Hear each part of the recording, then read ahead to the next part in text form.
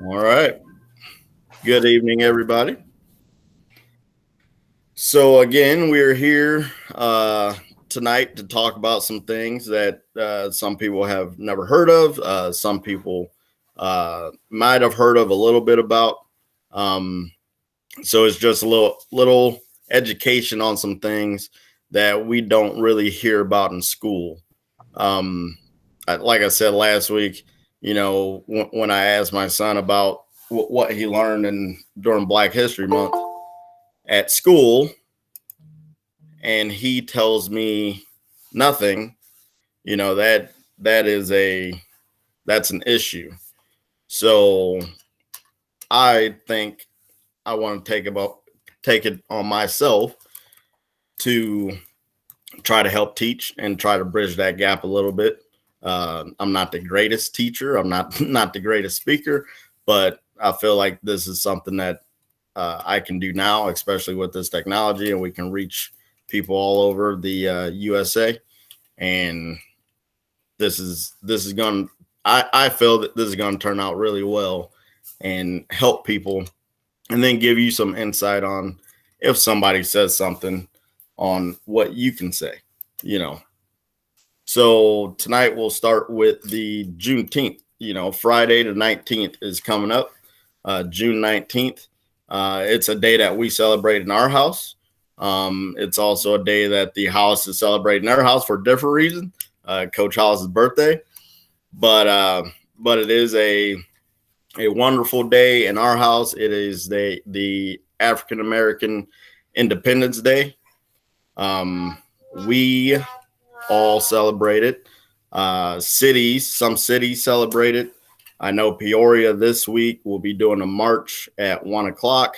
Unfortunately, I can't make it because I'll be at work. But and then you also see like the state of Virginia today just made it a paid holiday. Target today just made it a paid holiday. Nike has just made it a paid holiday. So you'll see that more and more and more as things happen, and you also see so that we have 47 states that recognize June 19th, right? But it's not a paid holiday. It's not actually a holiday. They just recognize it. Hawaii, South Dakota, and North Dakota are the three states that do not recognize it as a holiday or anything. So eventually, as things go on and things start to get better and we start to heal ourselves in America, that day will become a national holiday, hopefully here soon. So I will start the presentation here.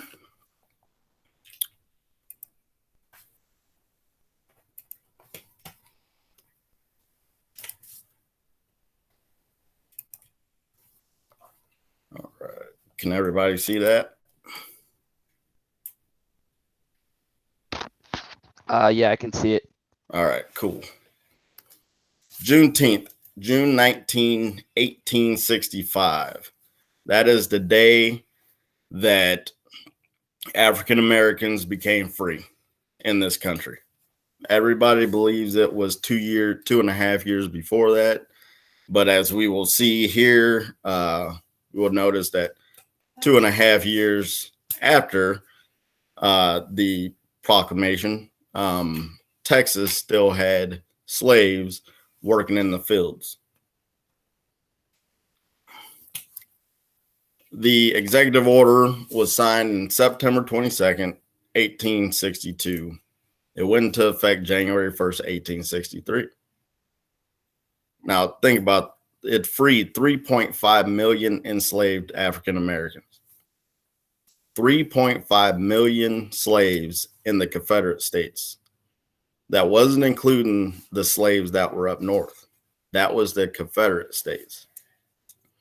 So think about that, how many people that is and how many people that freed. That was a big day for the Union. It was a bad day for the Confederate because if we were to go into another history night, which I might touch on, those slaves that were freed, some of those slaves went and helped the Union win the war. So freeing 3.5 million slaves helped the North defeat the Confederates in the Civil War. So we hear about slavery, we see some of the pictures, but just imagine if this was your ancestors, and you saw pictures of chains around their necks, chains around their ankles. They're working in cotton fields. They have shacks to live in. I mean, my ancestors had nothing. They come over here and they are fed leftovers. They're fed slop, or else they're fed whatever they can cook from whatever the owner gives them to make food with. And then you work all day. You get up in the morning, work all day in the cotton field, picking cotton, cutting your fingers on the cotton. It was a hard job in the sun, and they were out there all day with barely any water. They could get water when master told them that they could get water. So if you would imagine your ancestors on that left corner lined up, being sold and being broken away from their families, just imagine how that would feel today when you see people on the street with a knee in their neck, or getting shot in the back, or being stopped or being arrested for no reason. It's kind of that same concept. They come over here, they're in chains. Well, guess what? We're still in chains today. Look at the population in prisons. We outnumber everybody. But our population in the United States is 14%. But we're also being killed at a 47% rate. So if we're only 14% and our death rate is 47% by police, we're kind of in that same era that we were back during slavery. So I have a video that will explain Juneteenth and the importance of it. The history books have glorified Abraham Lincoln and the Emancipation Proclamation for freeing slaves. But if we're being real, if everybody mutes their audio, it won't echo.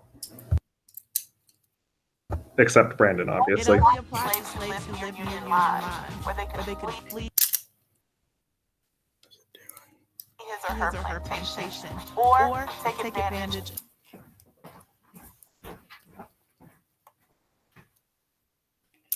All right, well, the video doesn't want to work on my end. Opportunities in the North. Around 500,000 Black people managed to do this. These Black people freed themselves. Juneteenth, or June 19th, is a powerful moment in Black history. Dating back to June 19, 1865, the day Union soldiers led by Major General Gordon Granger went into Galveston, Texas, with news that the Civil War was over and Texas's 250,000 slaves were now officially free. 1865, that's a whole 2.5 years after Lincoln's Emancipation Proclamation. In those 2 years, Black people's newfound freedom was rejected by white people. But General Granger bossed up and issued an order to the people of Texas, proclaiming all slaves are free. This involves an absolute equality of personal rights and rights of property between former masters and slaves. And the connection heretofore existing between them becomes that between employer and hired labor. And Juneteenth was born. Our Independence Day. Our July 4th. Of course it wasn't black and white like that. We weren't free. They just announced it. This new freedom sparked a violent backlash from white people. Surprise! Former Confederate soldiers, still in uniform and with guns, intimidated Black people, continuing a new form of slavery. They did this by murdering, lynching, and harassing the freed slaves. Hashtag Reconstruction Era. But we are a resilient people. None of their intimidation tactics could stop our ancestors from accepting and celebrating their freedom. And they celebrated defiantly, because you know white people were hating. The first public Juneteenth event took place in 1866. Former slaves read the Emancipation Proclamation, something pretty gangster to do in the 1860s South. They also sang spirituals and played games. The freed men and women of Texas took their celebrations wherever they went. Los Angeles, Oakland, Seattle, Chicago, Virginia, you name it. By the 20th century, the Jim Crow laws were in full effect. Freedom started to feel like a foreign concept, and Juneteenth celebrations didn't happen as often. But the fight for freedom had to continue. The Poor People's March of 1968 brought new life into the holiday. In 1980, Texas recognized it as a state holiday. And in 1997, Congress recognized June 19th as Juneteenth Independence Day. It's been over 150 years since the first Juneteenth. Isn't it time Juneteenth became a national holiday? It could be the blackest holiday ever. Barbecues, music, dancing, a celebration of being free Black men and women. June 19th is not just about freedom, but the fight of our ancestors, the determination, and the consideration that one day their children, their children's children, and their children's children's children would be free.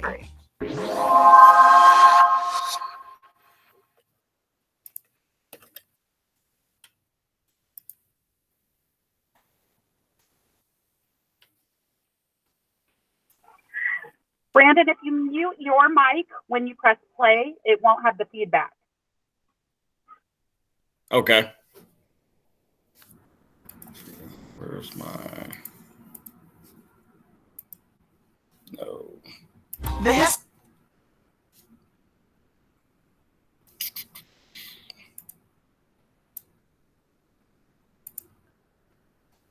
All right.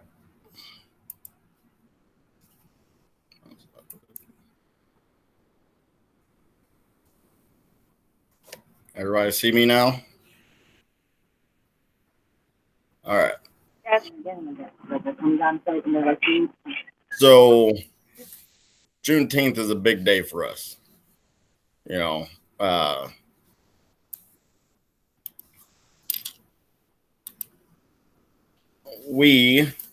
so as you see my hat here, the African American flag.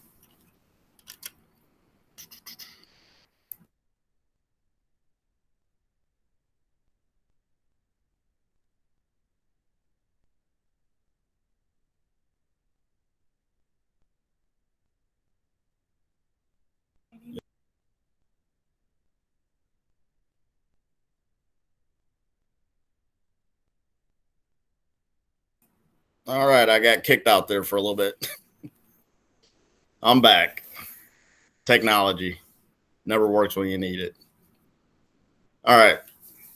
So when she's talking about the celebrations, I mean the food, the dancing, there's tons of stuff that talks about their parties that they would have. They would have the barbecues. They would have dancing, music, and the white people back then did not like that, right? Like they would not let them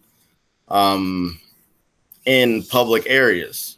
They were blocking them from being in public areas, but they couldn't block them from being at lakes or rivers like that. So they started going to the lakes and they started going to the rivers. And then I believe Texas built their own facility that they can have Juneteenth at.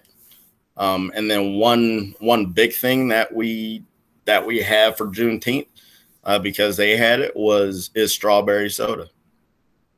So when they talk about strawberry soda, It is a thing, and that was one of the things that they drank back then. It was more of I guess it was like a strawberry water type drink that they had, and red velvet cake, red beans and rice, anything red, watermelon was for the blood that was shed during the slavery and when they became free. So in that, we celebrate it here, and then I have a bunch of friends that celebrate it also. So if you see me walking around with this hat on, it's not anything against the United States of America. It is green, red, and black, because that is the Pan-African colors, and and we are Americans. So they took the Pan-African colors in 1990 and made the African American flag. So you will see me wearing this a lot, plus my camo American flag hat that I have also. That will be broken out on 4th of July. Red, white, and blue. So a little history on Juneteenth. If you have any questions about that, we'll go ahead and open it up for that. And then if not, we can get into police officers and my experience. Nehemiah's here. He can talk about his experience also. But if you have any questions about Juneteenth, the floor is yours. No, just real quick, Brandon, is there any place that has large-scale celebrations, any big cities in particular that celebrate it? So Texas has a huge celebration. They have a huge celebration in Louisiana. They also have big celebrations in Mississippi, Arkansas, the southern states, right? Los Angeles has a big one. So Peoria has done a march, and a speaker or so would be there. I believe this one might be bigger though, with the things that have happened. This one, I've seen it on different on Twitter and on Facebook, so this one might be bigger than we've seen here in Peoria. So Chicago has a big one also in their area. So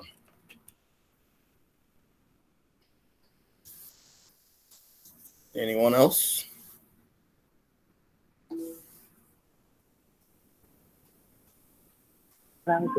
Is there ways that we as in me, the white suburban mother, can celebrate with you, or can celebrate it ourselves because it's part of our culture, bring it more mainstream?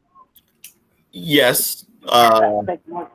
There are, so like I said, Peoria's doing their thing, but yeah, I mean, it's not a big 4th of July type thing yet, but I believe we can make it that. I believe everybody can make it that. If you wanted to have a cookout and you wanted to have a party and you wanted to have, some strawberry soda and red velvet cake, I mean, anything for food, right? I mean, we are Americans, so I mean, you can get the green, red, and black colors, and put them up and celebrate with your friends, and it doesn't matter where you are, but then when people ask you, what are you doing, right? Like, then your answer is, well, we just went over it. Well, all the slaves weren't freed 2.5 years before this. All the slaves got freed that day from Texas. And another thing about that part is Louisiana, Arkansas, Mississippi, those states sent their slaves to Texas because they thought they would win the war. So when they won the war, they would get their property back, right? So if they beat the Union, then they would just send them over. They would just go back to Texas, and everything was fine. But if they freed them, then they never get them back. So it was kind of like, well, we're going to put our slaves in a bank, and then when we need to go get them, we'll go get them.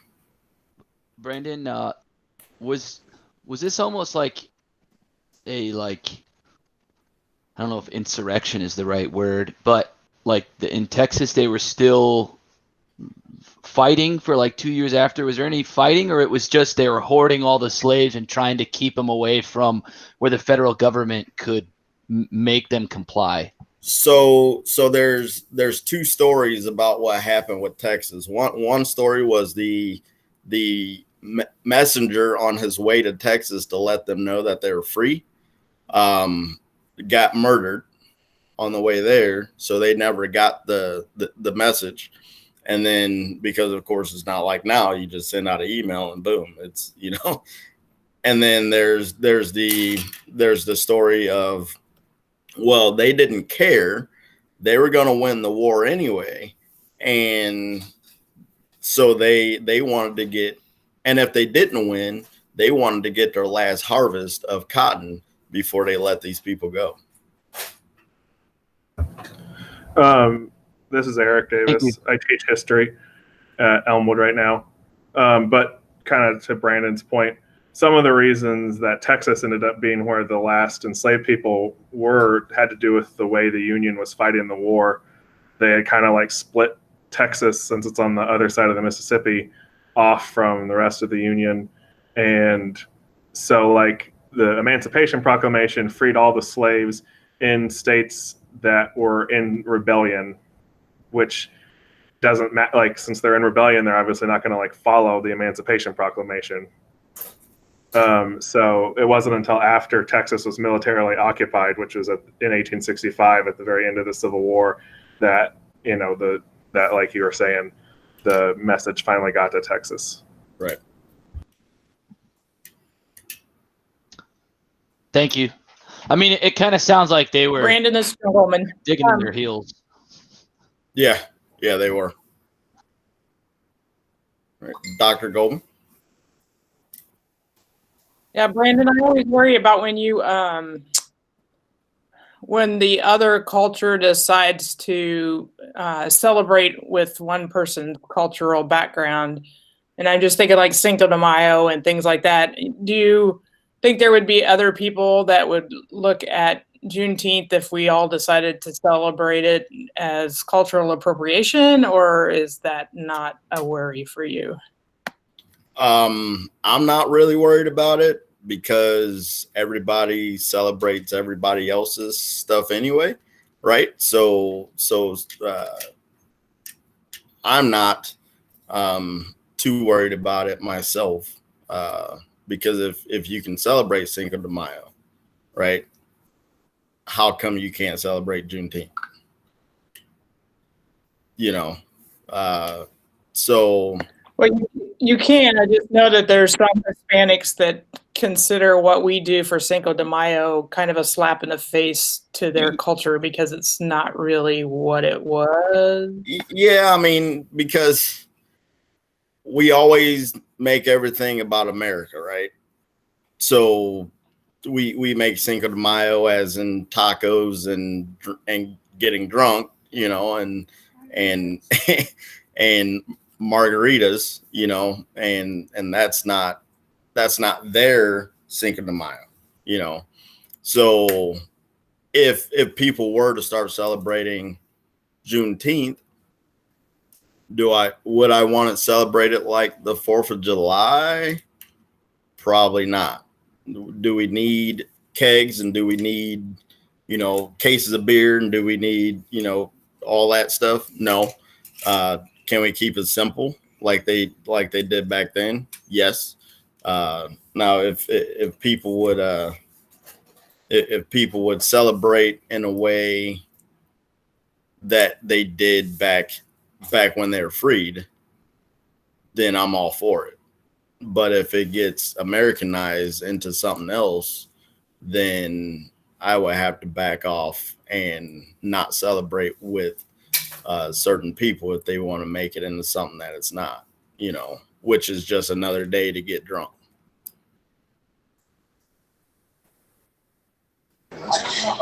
Hey, Brandon, I had a question about that.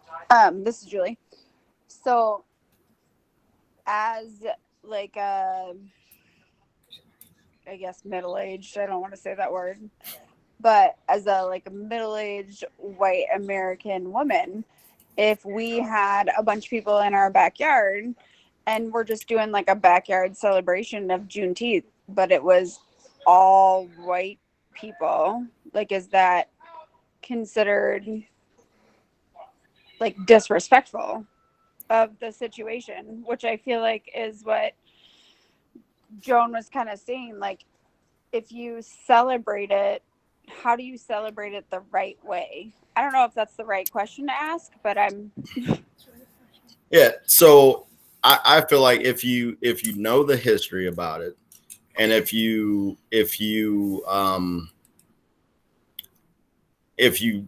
learned about it, if you read about it, if the people that came to your party didn't know about it, they just knew that you're having a party, but you actually did something to like gave a history on why you're celebrating that at the celebration, kind of like how they read the proclamation off in 1866, then that would be a way to celebrate it, even if you are just a group of white people and not, and I mean, you don't have to have a black person there to celebrate, right? Like, so if you actually knew the reason why, if you did the homework, if you honored it in a way that is acceptable, and letting the people know like, hey, this is why we're here, and then this is why we're here, and if you have a problem with that, then you go, if they have a problem with why you're celebrating, then those people can go home, right? But you just make sure that you read off something, right? Google something, find it, read it, and then let everybody know that this is why we're here. We're here for our African American brothers and sisters, our black friends. This is a day that they celebrate, and we want to honor them and their ancestors on this day, the same as we honor our ancestors on the 4th. no, that's good to know. I just, in this like time of like revolution and change and everything that's going on, I just like, I don't want to be like inadvertently disrespectful. Right. You know what I mean? Right. And Brandon, you've known me for years. Oh yeah. Like, I try not, well, I'm very outspoken, you know that, but like I try to be like as respectful to people as possible. It just, I would love to celebrate this holiday. I just want to make sure it's done in the respectful, right way, right, no matter who's there. Right. And I get that totally, 100%.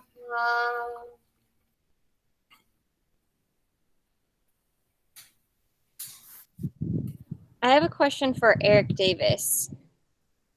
So you said you teach history at Elmwood now. Do you teach anything about Juneteenth? I just remember learning about the Emancipation Proclamation, but I remember nothing about Juneteenth being mentioned. So, yes. I don't teach about it in like a contemporary way. Like Brandon's kind of talking about how he observes the holiday and how we should all, if we were choosing to observe the holiday, that kind of thing.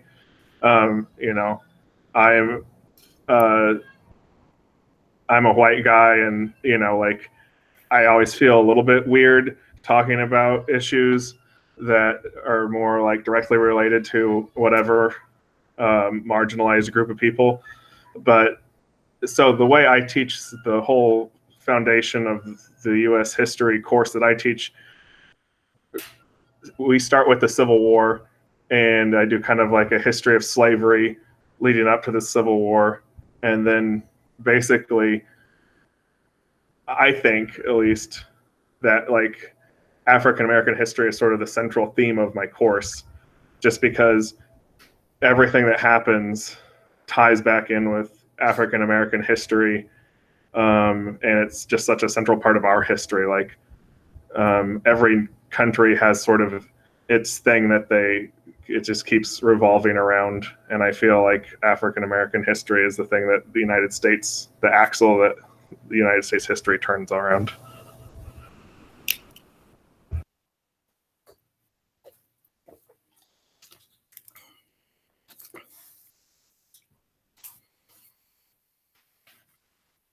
Any more questions about June 19th?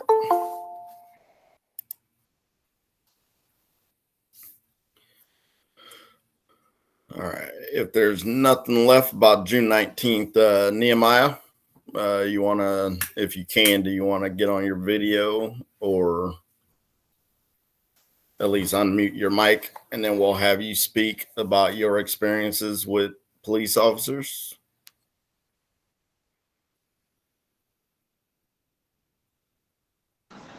You said me? Yeah. All right. Well, the first time I actually like legit had my first encounter was when I lived in Georgia. We had got a call from one of our neighbors, and apparently the police raided our house, and we had no idea. And it turns out they thought that I was selling drugs and stuff like that, and they completely trashed the entire house and stuff like that. And it was really crazy.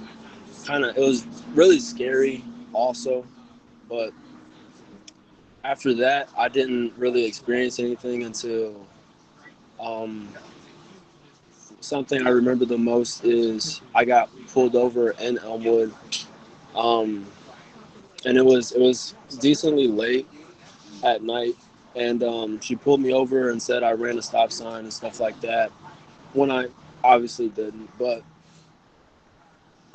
she had me sitting there for 30 minutes, and then another police car showed up, and it was a canine unit, and they started, they did what they did. And the scariest part about it was the fact that the guy had his hand on his gun the whole entire time. And I had my sister in the car, I had my cousins in the car and everything like that. And yeah, that was probably something that's most memorable to me. But another experience was I went to see the Nutcracker at the Civic Center, and with some friends, and they were all Caucasian. They were able to walk straight through, but the police officer stopped me and researched me after I literally just went through the metal detector, and no beeping or anything like that. So that was another thing. I've had a lot of experiences with being a stereotype and stuff like that. And a lot of people that know me, I'm not a mean guy at all. So yeah, those are my experiences. So in Georgia, I mean, you were young. How old were you when they thought you were selling drugs? I was 10. 10. Yeah. Yeah. 10 years old, living in an apartment. Mom's going to school, to get a better education. And just because they suspect a 10-year-old is selling drugs, they raid the home while you guys are gone, right? Yeah.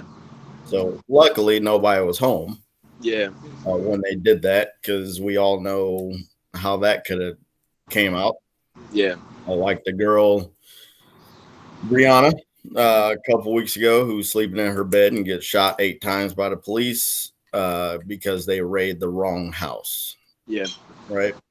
And still no arrest in that case. So the Elmwood one, I was there also. Mm-hmm. I was behind Nehemiah when he got pulled over. I watched him come to a complete stop.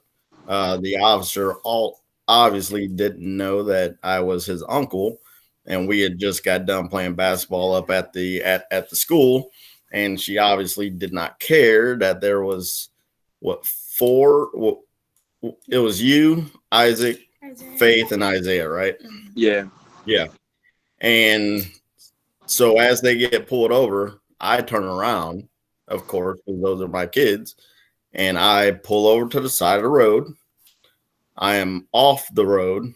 I get out of my car, and I get yelled at by the police officer saying that I better get back in my car and leave because I'm impeding traffic.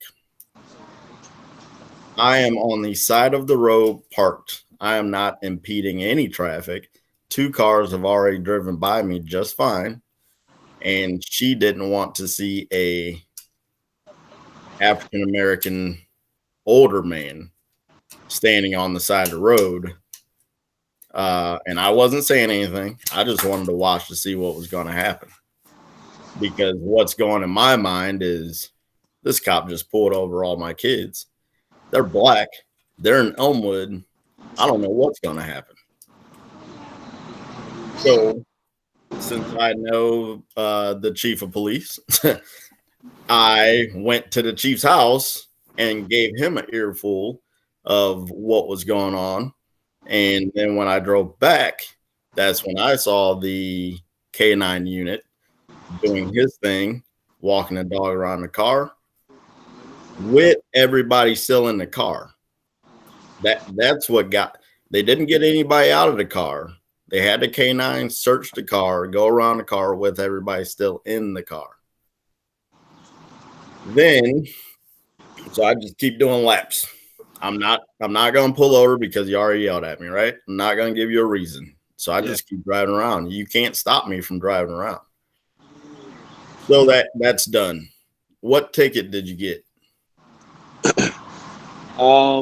She let me off with a warning, and then but she charged me for my insurance. Yeah, which was expired by what, a day? Yeah. Yeah. So instead of getting hey, just make sure you get your insurance card, it was expired by a day. And then I believe you or grandpa had to go down to the courthouse or the police station to show that you had insurance. Yeah. You can go ahead and mute now. All right. So with all of that, the officer proceeded to drive by me and tell me to pull over. And so I pull up to her car and she says, "Hey, do you want to talk?" What's going through my head now? I've been driving around. She doesn't know me. She knows that there's a black guy driving around. So she pulls up and asks me if I want to talk. Heck yeah, I want to talk. You just pulled over my kids for nothing. So she tells me why she pulled them over. I tell her, no, you did not see them go through a stop sign because I was right behind them. And I stopped right behind them because guess what? He stopped. So then I questioned her. Did you have your eyes on your phone? Did you have your eyes on your laptop? Were you typing? Were you chatting with Yates City? Were you chatting with Farmington? Did you take your eyes off that car for 1 second? That would then determine, well, he didn't stop. She's nervous. I'm nervous because I'm confronting somebody with a gun. And I'm confronting somebody that obviously did not care, and obviously somebody that wanted to get something. Because why would you call a K9 unit on 4 black kids in Elmwood other than trying to find something? You had no reason to stop them in the first place. But now you got the K9 unit. So now Uncle Brandon is pissed off.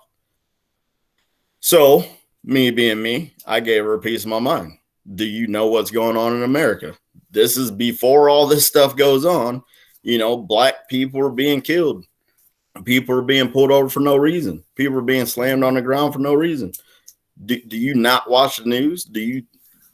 My nephews and nieces some of them probably just had their first run-in with a cop, and it's not a good one, you know, because they were profiled. 10:30 at night in a white town, 4 black kids. What does that look like? It looks like trouble if you're racist. You know, it looks bad if you aren't expecting that, because guess what? We're not supposed to be out here. We don't belong here. You know, and that's what some people have against us, right? Like, we don't belong in certain areas of the country. We don't belong in a certain neighborhood. You know, we don't belong walking down the street or jogging down the street in a certain area. So after that's all taken care of, after I give her a piece of my mind, and this is probably the one and only time that I was scared, but I knew I was right. So whatever she did after that was going to be on her. You know, all of that was going to be on her. I made her feel about that big when I was done with her. You know, because sometimes you just got to put people in their place. And luckily, after I let her know that I know her chief and that I went and talked to her chief, and I'm pretty sure he had already had a conversation with her also, things turned out better than what they could have if it was somebody else. You know, so my personal experience, you know, so my personal experience with the police started when I was 8 or 9 years old.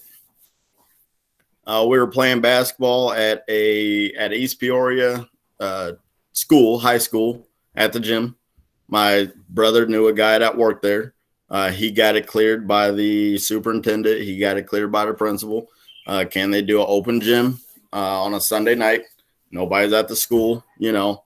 It'll be fine. Everybody just needs to sign a waiver, making sure that if you get hurt, our insurance doesn't have to pay for it. You know, we're not liable. So we do all that. We played basketball for 3 hours. I'll never forget it. Played basketball for 3 hours. No problem. Right? There's cars in the parking lot. We're playing. We go to leave.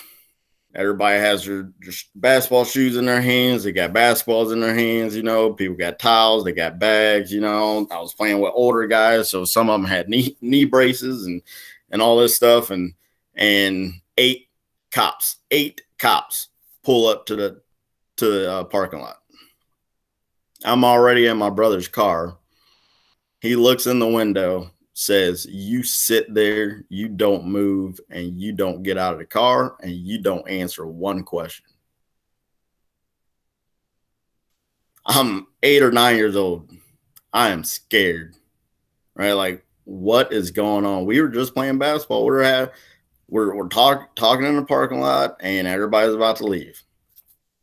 I hear, "What are you doing here?" That's question number 1. Question number 2. Were you guys stealing anything? That's question number 2. Number 3, we got a phone call that there was a burglary at the school. That's number 3. Number 4, we got a call about a group of African-American males going in and out of the school on a non-school night. So somebody in the community called and said, "Hey man, there's some black guys going up at school. Something's not right." You know, people can't mind their business. So this is where we get Barbecue Becky, and this is where you get the name Karen from now, because people keep calling the cops on people for no reason. You know, so the cop comes over to our car. "What's your name?" I'm not answering nothing, man. My brother just told me not to answer anything. My brother says he is, I'll say 9. I'll say I was 9. He's 9 years old. He doesn't have to answer your questions without an adult here. Without his parents here, he doesn't have to answer your questions. "Do you have an ID?" My brother answers again. He's 9 years old. He doesn't have an ID. You know, what were you guys doing here? My brother again. He's 9 years old. He's not answering a question. You know, then they ask my brother, what are you guys doing here? We're playing basketball. Everybody gives same answers. Playing basketball, playing basketball, playing basketball. And then it ends up, well, we got a call from somebody saying that the school was being burglarized and there's a bunch of guys going in and out and all this stuff. And nobody was going in and out. We all met in the parking lot. We all walked in together. We all left together. Nobody left by themselves because that was the rule. We'll all meet. We'll all go in together. We will all leave together. That way nobody can say anything. Right? So that was my first experience. After that, I was very skittish around police. I was very, very skittish. When they came and spoke at the school, I was very uncomfortable. When I saw them driving down the street, I was uncomfortable. If I was at my house and I saw one come down the street, I would either go into the house or I would go hide behind the garage because I was afraid that they will try to blame me for something, you know? So then after that, you know, being young, stay away from the police and, you know, try to do everything and then grow up to want to be a police officer after that, which is kind of crazy, I guess. Hey, Brandon. Yeah. When you were little, where did you live in Peoria? What kind of neighborhood was it? So I lived on Newman Parkway first, right off Newman Golf Course. So a nice street, nice neighborhood, a lot of retired people.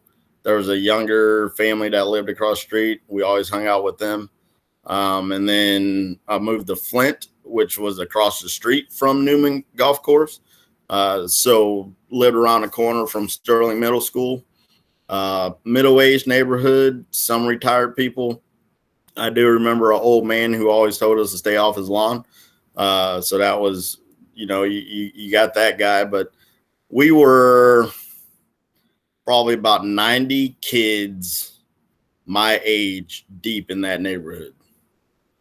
You know, we were all friends. We all hung out. And it was, you know, Pearson Hills, lower income families. And then we lived on Flint, which was, you know, people that were working, people that were retired, you know. So I hung out with everybody. You know, some kids went to private schools, some kids went to public schools. So it wasn't I don't know what it is now, but it wasn't bad. And of course, raised by two parents and wasn't looking for any trouble. I just wanted to play basketball, you know. So my next run-in with the police was I think it was my sophomore year in high school when I started driving out here in Elmwood. No. So I get pulled over on Route 8 going from school to home. I'm driving. I never want to get a ticket, so I always set my cruise at about 57 because the speed limit's 55. And everybody's like, well, you can go 60. And I'm like, well, I'm just going to go in between. I'm going to go 57 and I'll set the cruise there. That way I can't get pulled over for anything. Right. So I'm heading east going home and there's a cop coming west and I'm going 57 and boom, turns around. Right. Busts a U-turn, gets right behind me. He's telling me for a while, flips on the lights. I didn't do nothing. I never tapped on my brakes. I never went over 57. I might have went 58 or 59 going down a hill, but that's about it. So I pull over. I was always taught, kind of like Anthony was, you know, make sure you got everything where it's supposed to be, know where it is, have your wallet out, have your hands on the steering wheel, That way they can see your hands. Yes, sir. No, sir. Yes, ma'am. No, ma'am. You don't talk back. Don't ask a question. Let them ask all the questions. You just answer, right? Don't do anything that can make them mad. So I get, guy comes up, license, registration. Here it is. My hands are on the steering wheel. I already have it in my hand. Here it is. He stands there. He looks at it. And the first thing he said was, "Is this a real license?" This is when I was living in Cobblestone. Is this a real license? That's the first question I get. I was kind of puzzled by that. So I was kind of not ready for that question. So I just answered him, yes, it is. And then I get, is this your car? Yes, it is. I don't think anybody else is driving a 93 Aerostar minivan, with oil leaking out of it and got to put power steering fluid in it every time you stop. But no, I did not steal this van. If I was going to steal something, it'd be a whole lot better than this, So he has not went back to the car, right? Like, he has not went back to his car. What are you doing out here? Well, I live in Cobblestone and I'm coming home from school. What school do you go to? Well, I go to Elmwood. This will always stick with me forever. They allow you out there. They allow you out there. I mean, talk about I was the smallest I could be right then. My heart dropped. My stomach sank. It was like, wow, maybe I didn't make the right choice to come out here. Then it makes you question everything that you've done. All right. So in 8th grade, I finished at Sterling Middle School, and I had a choice to go to Manual or go to Elmwood. I went to a couple Manual open gyms, and I decided I didn't want to go there because they didn't play team basketball. They're a bunch of ball hogs. Coach Locker kept picking me up and bringing me out to Elmwood for open gyms. And I chose Elmwood because we sat down and my dad said, well, you can go to Manual and play one sport, which is basketball, or you can go to Elmwood and you can play whatever you want. You can play every sport, and I don't care. So I chose Elmwood. So now my sophomore year, I'm thinking maybe I shouldn't have chose Elmwood. Maybe I shouldn't be out here. Nobody else out here looks like me. Is this what I'm going to have to deal with? So I'm mad. I want to transfer schools. I don't want to go back. After that, I didn't want to go back to school. So that was my first one. And then second one, again, driving out in the country. I was going to school, and a cop does another U-turn and gets up on butt of the car again and running the plates. And I'm not speeding. I'm not doing anything. He runs the plates, and then after he ran the plates, he took off. He did another U-turn and left. Why did he do that? Because first off, he saw that there was a black kid in the car, or black man in the car.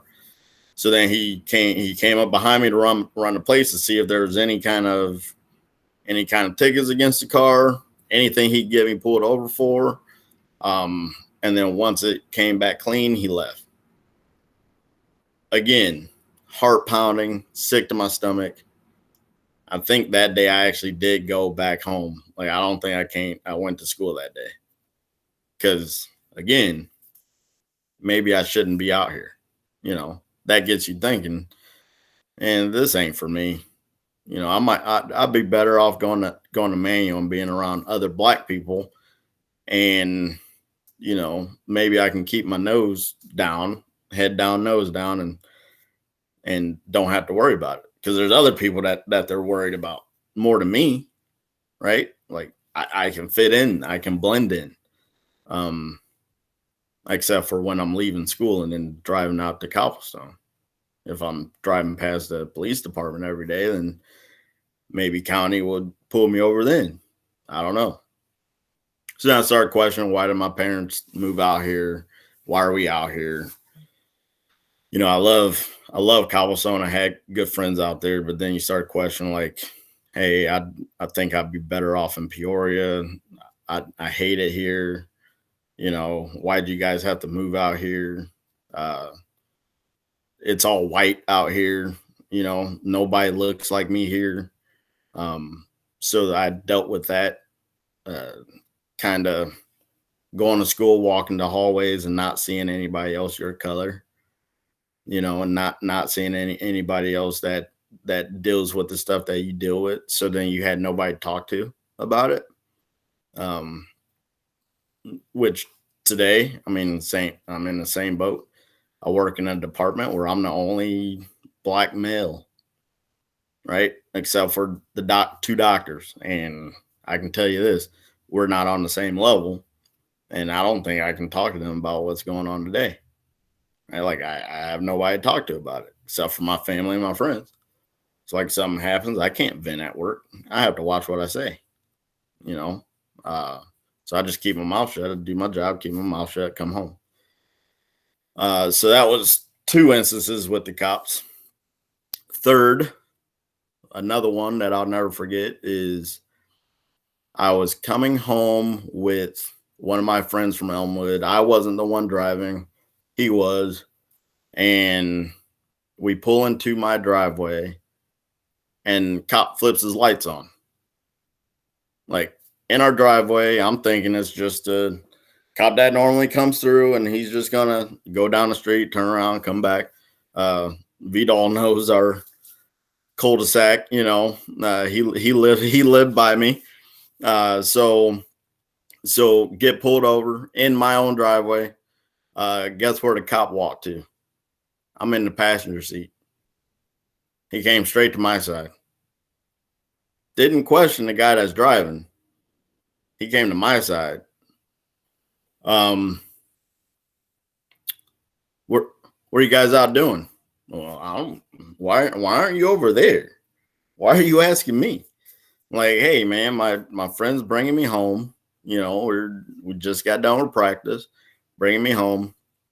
Well, where do you live at? I live here. Well, he hasn't even asked me for my ID yet. Right? Are you sure you live here? Oh, yeah, it's my house. Well, we just got a call about a burglary that happened out here. So me being kind of fed up with everything that's going on, my smart mouth, which does get me in trouble sometimes, says, oh, and let me guess. The description was a short black guy with a white male in a classic car burglarized a house in the middle of the day, right? Like that's what it was. We came back because the stuff was that good that we came out in the middle of the day, right? This short black dude came out in the middle of the day to come out here and scope some more houses. And then I said, hey, if you want to see my license, I have it on me. So my dad pulls up. Man, what do you think happened then? You see this black guy get out of his car and start questioning you. Why are these kids pulled over? Well, we had a call. My dad goes, I know. My friend called. He said that there's a burglary at their house. They didn't live in Cobblestone, but you could get to their house through our estates. So he called. He's like, yeah, I was coming home. My buddy called me. He told me about what was going on. And he goes, that's my son. He lives here. Why are you bothering him? Again, he does not have my ID. He hasn't looked at my address. Just this. A lot of this. Guess where his hands were the whole time? On his gun. Like, why? Well, why is your hand on your gun? Again, hey, why am I out here? You know, why am I dealing with this? Why do I have to deal with this? Another one. Now, Grant, this is all between Elmwood and Peoria, right? Like, this is Route 8. This is Taylor Road. This is Calpasone Estates. This is county. I'm coming home from Peoria. I was working at Red Carpet Car Wash, coming home from Peoria. You know, windows down, just got done working, driving home. It was a hot day. So just cruising. Cop passed me. I'm not even thinking anything of it because now I don't even really care. I kind of already know what's going to happen. It's kind of built into me. Here he goes, does the U-turn, comes up, flashes the lights. I pull over. What you doing, boy? First off, don't call me boy. I didn't say that, though. I said, I'm going home, sir. Where you live at? I live in Cobblestone Estates. Here you go. This is my address.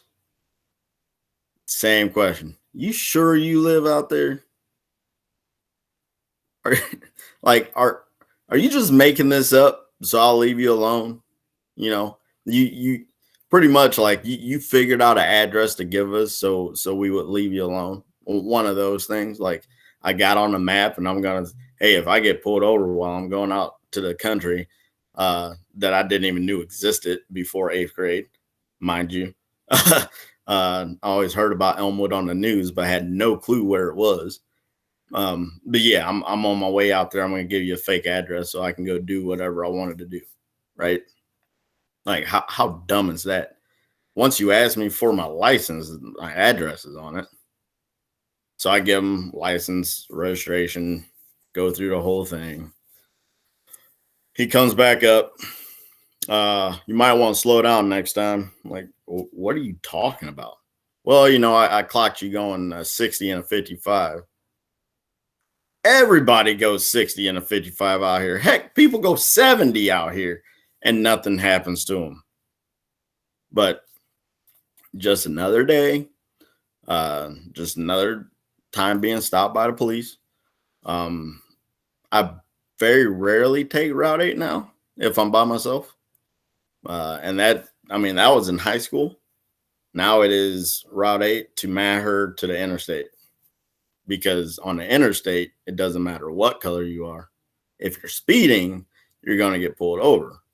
But if you're in the country and you're black, you're going to get pulled over for nothing.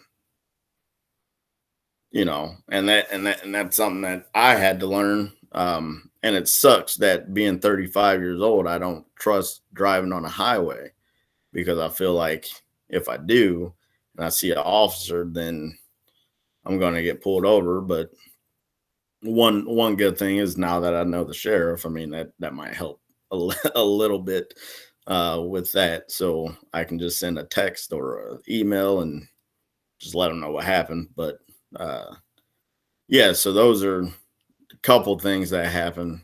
I've probably been pulled over, I don't know, 20 times since living out here between Elmwood and Peoria. So it's kind of, I'm kind of used to it. It hasn't happened for a while, but like I said, since I go to the interstate, I don't really stay on Route 8 unless I'm with my wife. That's about it. So if I'm going to my parents' house, then of course I take Route 8 the whole way. It'd be kind of dumb to take the interstate because that's out of the way. But yeah, those are some stories that stick with me.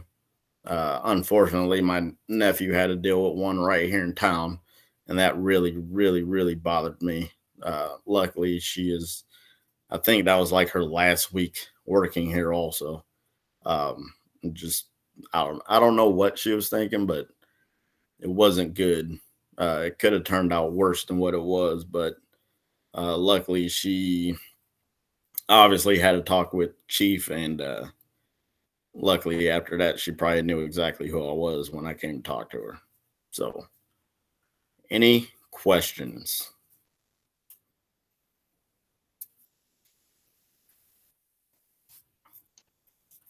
I don't have a question, but just funny you talking about where we used to live there in Cobblestone, and it's crazy that I just completely ignorant of anything like that going on. You know what I mean? I Right. got pulled over for speeding when I was in high school too, and not a comment outside of the situation that was happening. Yeah. And now as an adult, like when I see this stuff in the news, I always think like, oh man, like that stuff never happened when I was a kid where I lived, and it did. Yeah. Right. Like, yeah. I just didn't see it because you were one of the only black families I knew in our area, and I'm like, well, I see Brandon, football every day, all that, and that, that's just not happening to him, to my buddy there in high school. But yeah. it makes sense.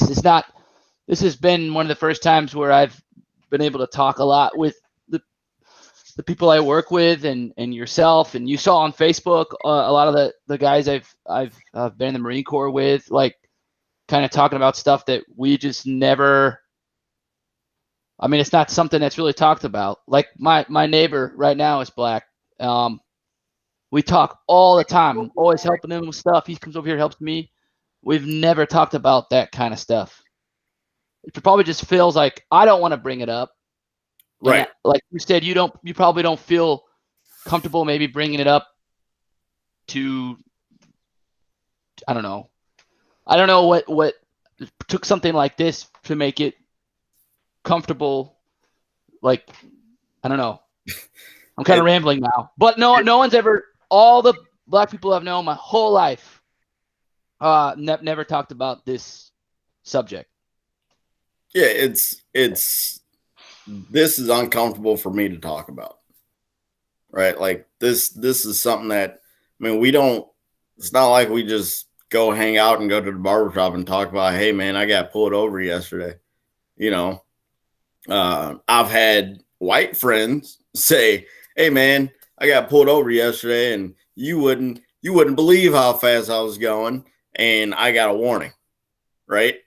And I'm like, if I was going that fast, man, I would have got this ticket and that ticket, and they would have threw the book at me, right? Okay, got it unmuted. So yeah, it is crazy how a lot of people are just like, no, that stuff doesn't happen. I know I got through to one person that's close to me. Finally. Now they see it. It took George Floyd to die, but now they understand why I am how I am. They understand why I talk how I talk about different issues, and it's about staying alive and keeping my son alive. That's the main thing. And then now that this has happened, like I said, it has to get uncomfortable. We have to have these talks, and I have other stories that aren't even police related. That's happened right here in Elmwood, and that's happened right in Peoria. Here, you hold it. I'll tell you those here in a little bit. Anybody else got a question about the police stuff? Hey, Brandon. Hey, this is Joe Harlow. And I'm not a black man, right? But I'm half Japanese, living in a similar kind of environment, and I grew up like that. in a small town in southern Illinois. But I can kind of relate to you, but maybe not to the extreme that you're talking about. But I just feel your pain, I guess, so to speak, because I've experienced some sorts of that. You know, growing up all my life, I'm in my early 50s now, and it's not as bad as when I was younger, but I always grew up. Actually, the town I grew up in, we didn't have any black folks, so I was as close to the black folk as you got. Yeah. But it was similar, and I just wanted to say, you know, I don't know what we can do moving forward, other than people just come to each other in love, you know, so to speak. That's what I've felt. You know, I love living out here in Elmwood. We've been out here how many years, Cheryl? About 15. Probably 15 in Elmwood. We were in Yates City 10. before that for 10 years. But it's a unique experience. And again, I can't relate to being black, even though I'm Asian. You know what I mean? Right. Yeah. But it's, you know, I feel like I not get harassed or anything, but you just feel it. You know what I mean? Yeah. And again, lots of people don't get that part, but I think you know, through all this, just people are becoming more aware of things. And I don't think, you know, most people are good-hearted. You know, they don't intentionally mean to be racist or prejudiced, but it comes out sometimes, you know. Yeah. Unintentionally. But just like when you were telling your story about being pulled over and the line where you you know, do you belong out here? You know, there's lots of different individuals fall into that category. Yeah. But I just wanted to say that. But I appreciate what you're doing here, and I'm enjoying it and learning from it too. Thank you. Thank you. Anyone else? Well, I have two questions. Mr. Davis, do you want to ask a question? You can go ahead and go first. The first one I'd ask, because we kind of talked about it last week, is Kristen, as your family, has Anthony dealt directly with any of this, if you're willing to talk about it? Anthony was disappointed he got called into work, so couldn't be here tonight. And so I asked him if I had permission to talk about a little bit of his stuff, and he said yes. And Brandon, he was so glad you're recording it, so thank you. Nothing on the level that Brandon and Nehemiah have shared, and those are not easy things to share. So thank you for sharing and continuing to open up all of our eyes about it. I think, you know, he's experienced multiple times at school racial slurs, lots of different times. And that's always hard, you know, to process when you're a second grader and someone's slamming you up against a bathroom wall and saying, if Abraham Lincoln wasn't president, you'd be my slave. You know, or kids saying, I can't play with you because my grandpa says I can't play with people like you, type of thing. So those conversations, you know, started early on. I think his police experience has been, we were in Princeville watching Anthony's younger brother, a baseball game. Kevin was coaching, so he was on the field. Anthony was with me, saw a group of friends he knew playing basketball. And so he went to go join his friends playing basketball. And as soon as Anthony hit that court, a cop came and stood right behind Anthony. And I was like, oh my goodness, like, what, you know, what's, and everywhere Anthony moved, the cop moved behind him. And so I got up, walked over there, talked to Anthony, kind of looked at the cop. The cop ended up leaving, but the cop, you know, we've been in baseball games lots of times in Princeville and haven't seen a cop come on the playground before and things. So that was when he was about 13, 14. So that's probably his, true experience. But the fears of driving are pretty pronounced, for us, for him driving. So we have lots of discussions about that. And even having, we have a daughter who's white, just recognizing that parenting is different and rules are different, for her a little bit, just because things of like, she can wear a hood up. We never feel like our boys can be walking around town, with a hood up. She can't, because the boys can't either. But, just simple things like that. Because you see a Black boy, teenager walking with their hood up, automatically people get suspicious and such. So little things like that. But he has quite a fair amount of racial slurs, given to him throughout his school. One thing that I've noticed in teaching Anthony is kids will make jokes that I would say are like, generously say, or off-color jokes or something. And Anthony, he makes a joke out of it, I think, because that's de-escalating it, and but I can tell it bothers him. And as a teacher, I never know, like, I feel like Anthony handled that situation, right? Like it's over and done with now. And I don't want to call more attention to it, but if it's like a pattern of behavior, I definitely something that I want to address with the student who's making the jokes. But it's all very complicated and thorny to know like how to navigate that with Anthony and with the student, that would be making that comment or joke or whatever. So I don't know. Not really a question, but it's just kind of how life is. So I think a lot of us have gotten to a point where, when somebody makes a joke, we've kind of gotten used to going with the joke or trying to make it, trying to say, ha, you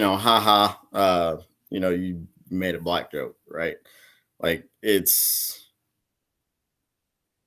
we can't be, how do I say it? We can't be too black, right? Like we have to water down our blackness sometimes to make other people feel comfortable. And I feel like sometimes when there is a black joke said, we kind of say, I'll say something else too and make it funny, and then everybody thinks it's over, and then we go home or we leave that situation and we're hurt, right? Like it's so it's like being bullied, right? And you don't want to draw attention to yourself, so you kind of just suck it up and go with it and go home, and maybe you write it down, maybe you hold it in, maybe you deal with it in another way, but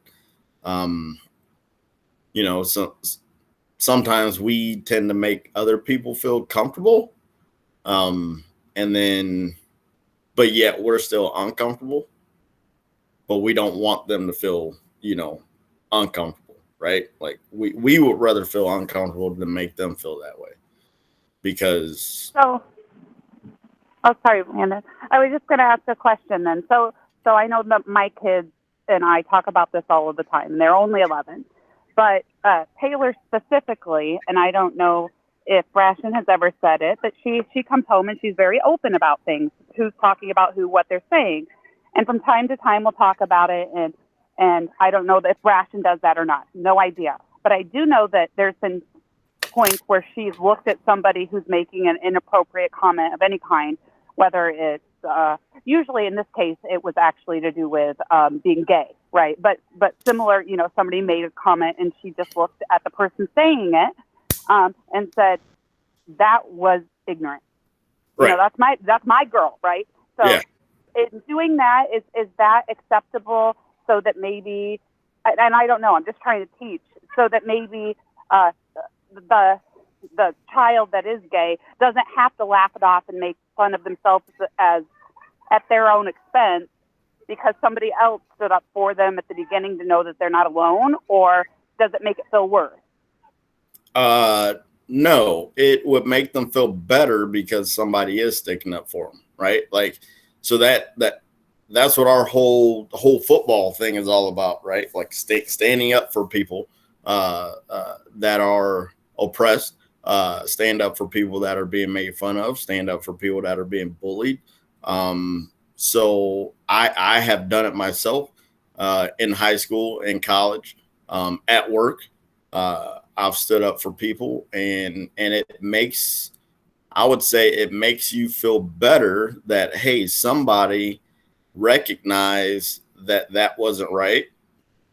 And then you recognize that, hey, all people aren't jerks, right? Like, all people aren't jerks. If somebody stands up and says something, and yes, Brashen has came home and he is, hey, somebody said something at school and it wasn't right. But he's not the kid that's gonna go say something to that person. But he will go to an adult, and make sure that they know that something was said and that something needs to be fixed. Yeah, we've had those conversations too. Here, somebody said this, and he's paid attention to the football stuff, and he knows, like, hey, if somebody's been picked on or somebody's been bullied, you don't have to go take care of it, but you need to get somebody else to go take care of it. If you don't know how to handle that situation, then you need to go find an adult. So, Brandon, as you think 8 years into the future, Brashen's now driving, he's going to prom, he's doing all that stuff. What realistic things do you want the people listening to you right now? What can we do to make sure that he has a better life? That he's treated the way he ought to be? I mean, what are the things that you think of? You're like, yeah, this is what somebody listening to me right now can actually do to cause change. First, there's a lot of people that won't admit that there's racism, right? So first to admit that there's racism, okay?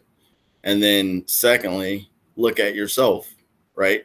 And if you go down a list and you can check, X amount of boxes, well, hey, crap, I might be a little racist, right? Like, even though we call them stereotypes, stereotypes can be racist, right? So first, admit that. Secondly, teach your kids, who are in those grades, teach them that, hey, Brashen is another human being. Yes, Brashen is mixed. Yes, Miles is mixed. Yes, these other kids are mixed or black or whatever, and teach them that they are the same as you. Everybody bleeds red. We're all Americans. We should all be treated like Americans. Third, if something happens, like we said, so if somebody says something to Brashen about him being black or mixed, will somebody stick up for him? Will one of his friends, or even if they're not friends, would somebody at the school or somebody that sees it stick up for him and say, hey, that's not right? So then that way, the kid that did it, now he gets in the back of his brain, hey, well, so-and-so didn't like that. And so if they didn't like it, then maybe I shouldn't do that, And then everybody needs to, I know we live in a small town, and I know everybody, so we all look out for each other, but I mean, everybody needs to start paying attention and looking out for each other.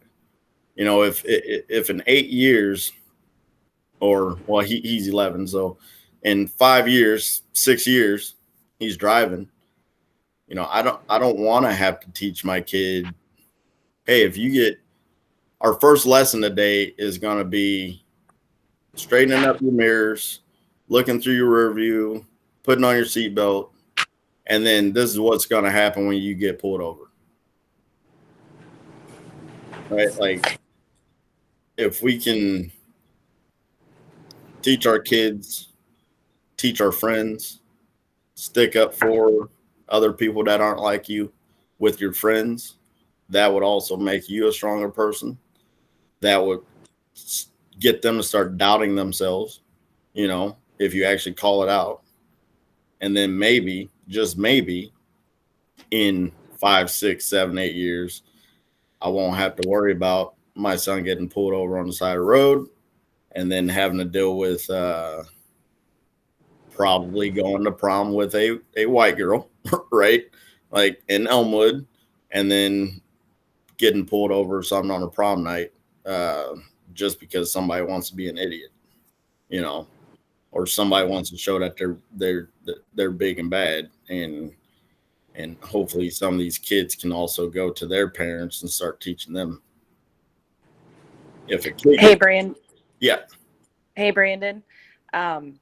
Anthony and Elijah, and another student of ours, and we've had a lot of conversations this year about the N-word and how much I hate the N-word, and I don't like, you know, people singing in songs, and Anthony and Elijah were, because I'm like, you guys, it's not a nice word, even when you say it to each other, and their thing was they were trying to take the power back of that word. We just came to agree to disagree because I just said it was a bad word and don't use it, and I don't like it. And you know, they backed down in the classroom. but I mean, how do you address that, right? So it's not a nice word, but I understand where they were coming from of taking back that power and changing that word. But there's been a lot of conversations, right, about when is it, you know, when should a word change, or when should a word just be gone? Right. Well, unfortunately, in our community, it's not going to leave. Right. A lot of people make music with it. I'll just meet somebody, and that's like the first thing that they'll say. I would say in the house that I grew up in and how I was raised, I don't like it. I don't like being called it by anybody. My name's Brandon. Or you can call me B, or you can call me Coach. You know, my parents gave me a name, and that's what you're going to call me by. I can understand the taking back the power thing for a word. But to me, when you live in Elmwood, there is no power in that word, right? Like if somebody at Elmwood called me that right now, you're an idiot, right? Like it just comes down to you're an idiot, you're ignorant, and I don't have time to deal with you. You have no power over me with that word. Because that's not what my parents named me, right? But like I said, it's not going to change.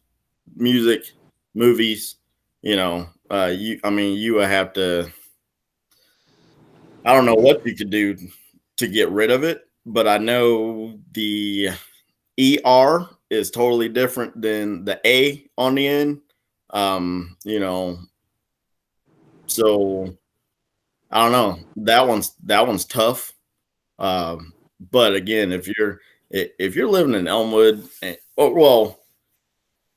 you're going to school in Elmwood, it's kind of like when Nate and I were going to school here, right? Like Nate McFadden was trying, you know, he wore the chain. Oh yeah. He wore the chains, and he listened to Nelly, and he, you know, do all, but then the next day he's listening to country. So it was kind of like, Yep. come on, man, like you're listening to country and you're trying to call me the N-word today. Like that doesn't work, man.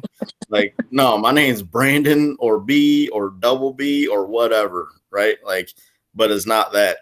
But yeah, out here, you have no power. That's just two kids saying something that they don't even really know what it means.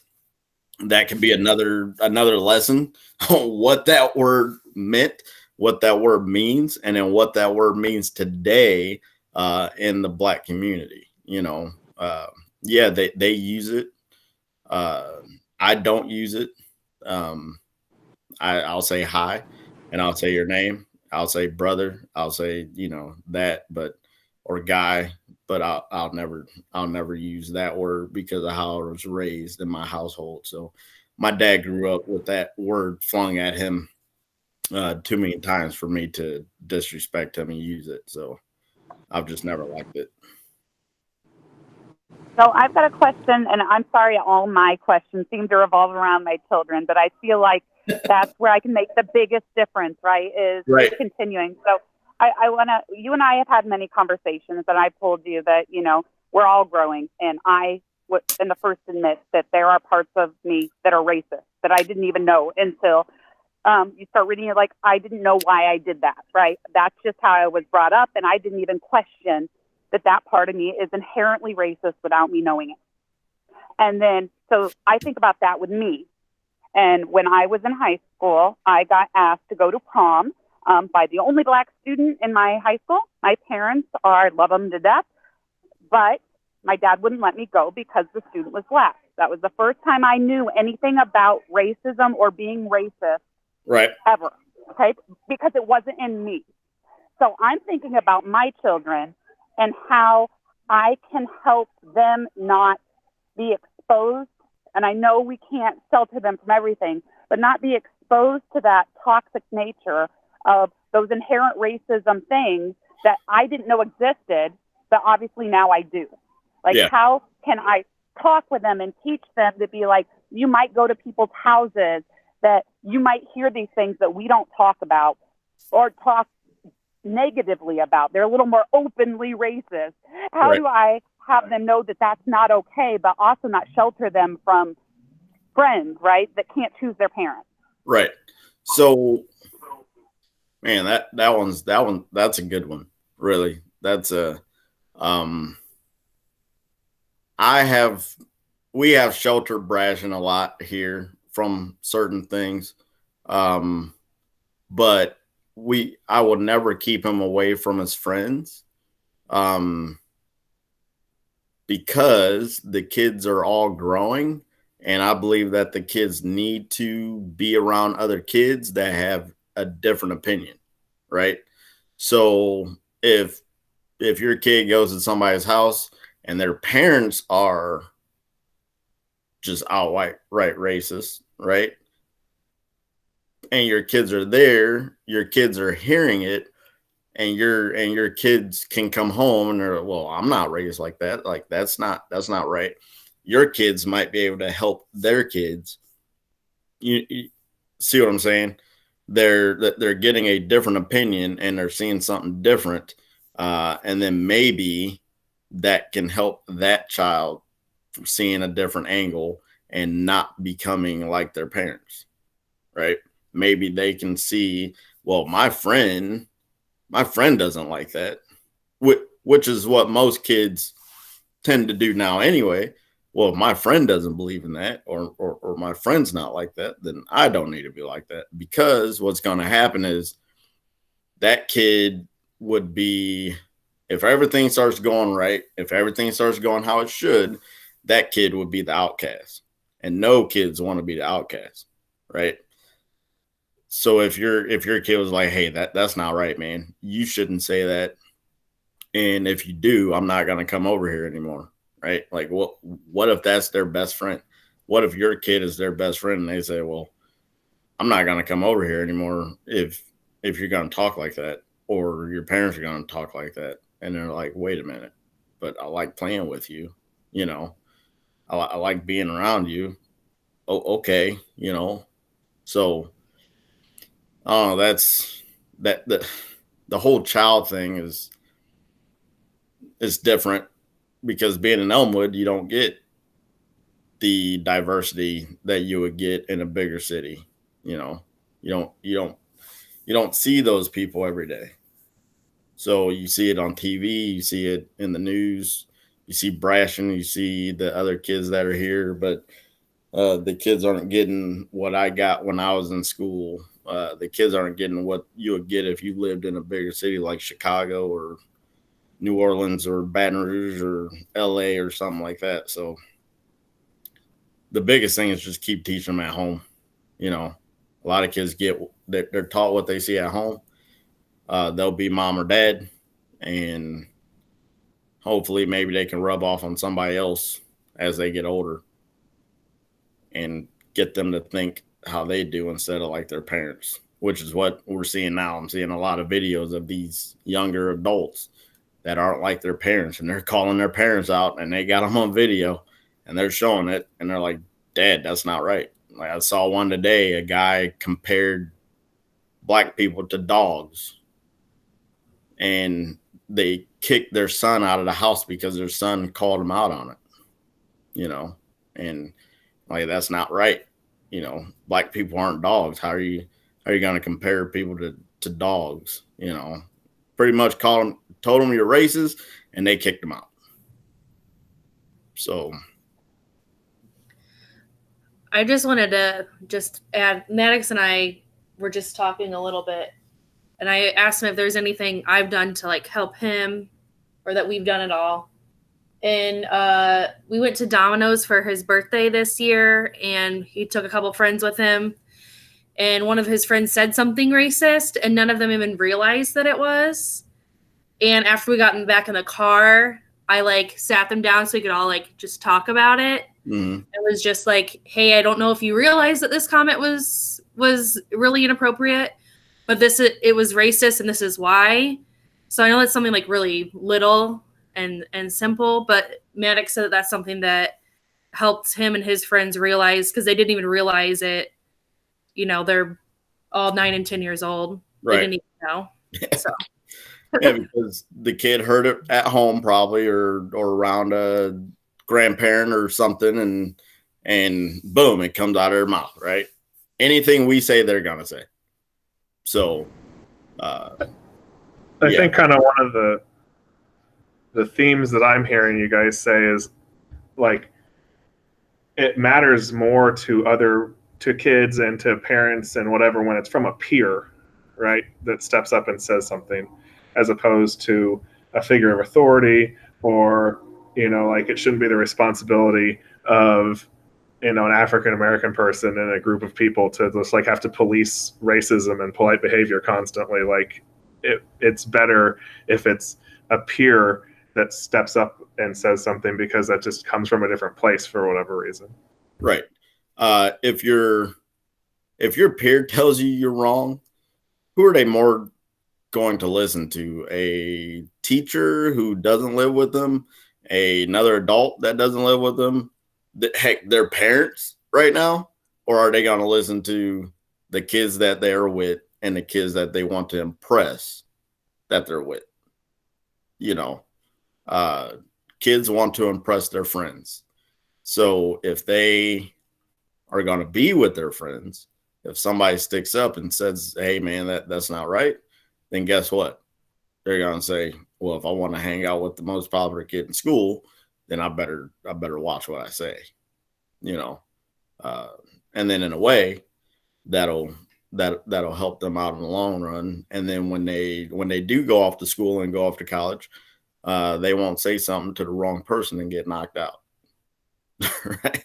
Like that's another thing is, yeah, you live in a small town, you say that stuff now, but when you get onto a college campus and you say that around the wrong person, it's going to be totally different. So, and Brandon, correct me if I'm wrong, but although I think it's good from a peer, I know that when I was in high school, no, just me, when I was in high school, if I would have heard a teacher stand up, I would have straightened up. If I would have heard a police officer tell me not to do something, I would be, like there's a little bit of fear with authority where even though you might not respect it as much as the peer, being pointed out that that's wrong in front of your peers can be just as effective. I would say after being a coach for what's this going on my 8th year, these kids aren't like what we were, right? Like, yes, when I was a kid and a parent, somebody else's parent or a teacher said something, boom, that was it. But now it's if we say something, they are talking back, they are going home, right? And then we're getting something, and then it's not like how it used to be, when somebody in now I finally get it when people talk about the generations, right? Like it just hit me right now, right? Like I'm always sticking up for different certain generations and stuff, and now I'm like, wait, you just asked that question. I'm like, wait, when I tell somebody that they're wrong, or if I tell something like that and I'm in authority, they don't listen to me, right? Like, but if their friend who's a captain says it, it's different. Like they stop it like right away. Right? I don't understand it. I don't get it. I've gotten more done by talking to a captain and letting them handle it than I have handling a situation myself, because it's like I don't know what it is.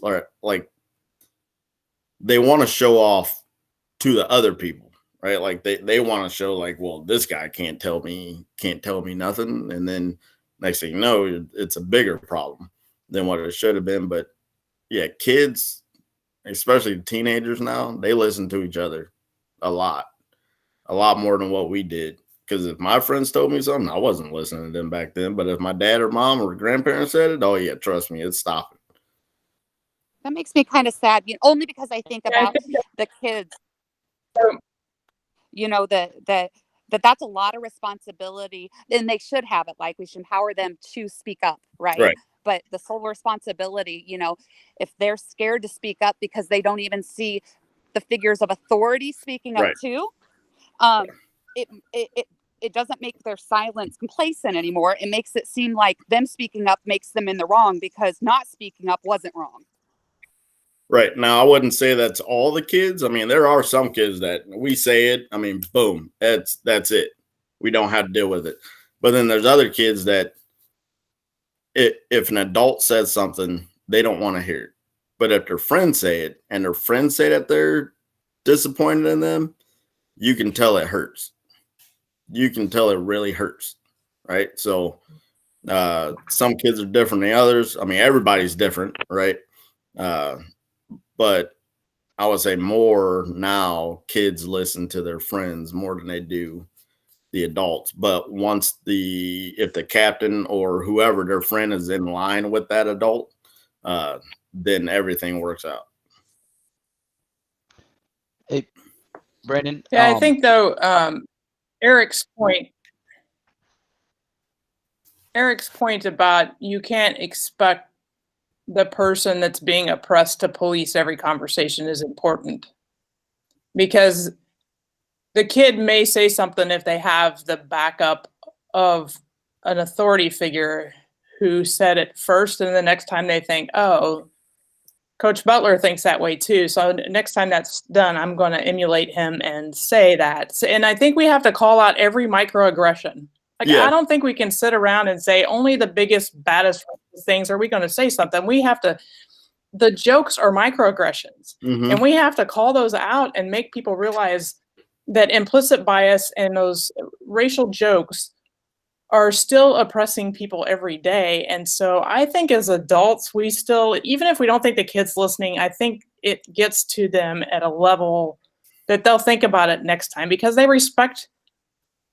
they do respect authority, and parents, I think they don't show it very well, and it may not actually enter them till later, but I think we have to call out every piece of microaggression and every racist comment that we see to show them how it's done too. Yeah. I think not to let adults off the hook. Like, you know, as a teacher, if something happens in my class that's not supposed to be happening, I'm going to address that. But I have had lengthy debates with students about saying racist things, or, you know, when we study the modern civil rights movement,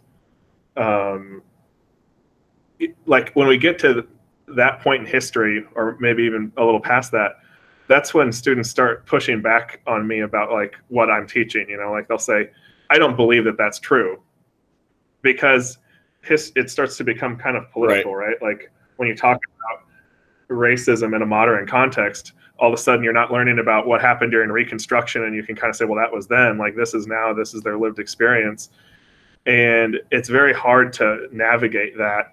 And you know, I think like calling out every microaggression and those things, like the people that do that are often coming from a very different place, and it's very, you know, like it's very hard to like convince them that what they're saying is inappropriate or wrong or whatever, like just because that's not the way they were raised.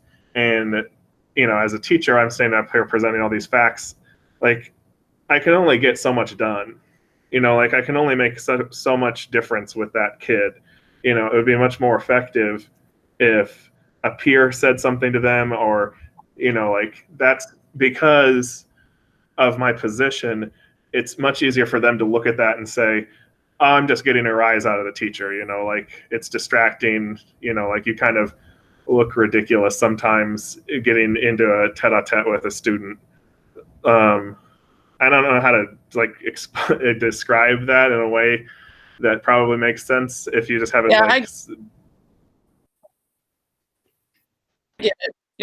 so I don't know. It's very complicated and hard. I realize that I remember classroom talking about like situation is. Hey, oh, Brent, I didn't want to cut anyone off. Were you done, Jonah? Sorry, I saw you cut off there mid-sentence. Yeah, I'm done. Oh, okay. I'm sorry. No, Brandon, I was listening to everyone talking. I wanted to ask you something. So, I mean, I see this a lot on social media. I don't really, you know, I'm not around kids. I mean, to an extent, like, you know, I got young guys, 18, 19 years old, and much different context there. But I worry about when I know we didn't say the word shaming, but like someone says something racist or has a kind of, maybe they don't even realize it, but when you kind of like publicly shame them, that there's the fear that they might dig in their heels more, even though they might realize that they're wrong, they don't want to admit it. Like I think it's like really jarring for someone.